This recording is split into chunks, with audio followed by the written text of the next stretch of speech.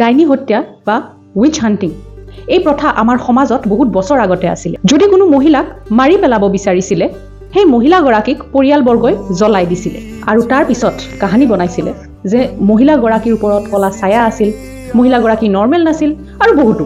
আৰু ঠিক তেনেকৈ তুষাৰ শৰ্মাৰ মাদাৰ ইন লয়ে দুখ কৰিব এৰি ইণ্টাৰভিউ দি আছে যে তুষাৰ শৰ্মা এগৰাকী বেয়া ছোৱালী আছিল। তেখেতে কয় যে তুষাৰ মেণ্টেল হেল্থ ইছ্যু আছিলে, তুষাৰ ডিপ্ৰেশ্যনত আছিলে, ড্ৰাগছ লৈছিলে, ভাল খানা বনোৱা নাছিলে, পূজা পাতাল কৰা নাছিলে এণ্ড শ্বি কমিটেড ছুইচাইড। কিন্তু তুষাৰ যেতিয়া মাকৰ ঘৰত আছিলে তেতিয়া তেখেতে কিয় মেণ্টেল হেল্থ ইছ্যু বা ডিপ্ৰেশ্যনৰ বাবে ছুইচাইড কিয় কৰা নাছিল? কিয় ছোৱালীবোৰে বিয়াৰ পিছতে ছুইচাইড কৰাটো লাষ্ট ৰেজৰ্ট হিচাপে বাছি লয়? কিয় ইনলজৰ লগতে এইবোৰ প্ৰব্লেম ফেচ কৰা হয়? চাগে সৰুৰে পৰা ছোৱালীজনীক এইটোৱে কোৱা হয় যে বিয়াৰ পিছত এডজাষ্ট কৰিবই লাগিব, চবেই কৰে, সমাজত এইটোৱে নিয়ম, এটচেট্ৰা এটচেট্ৰা। যেতিয়ালৈকে বিয়াক ইমান ডাঙৰ বিষয় হিচাপে বনোৱা বন্ধ কৰা নহয় তেতিয়ালৈকে চাগে এনেকুৱা হৈয়ে থাকিব। So girls, be independent before getting married.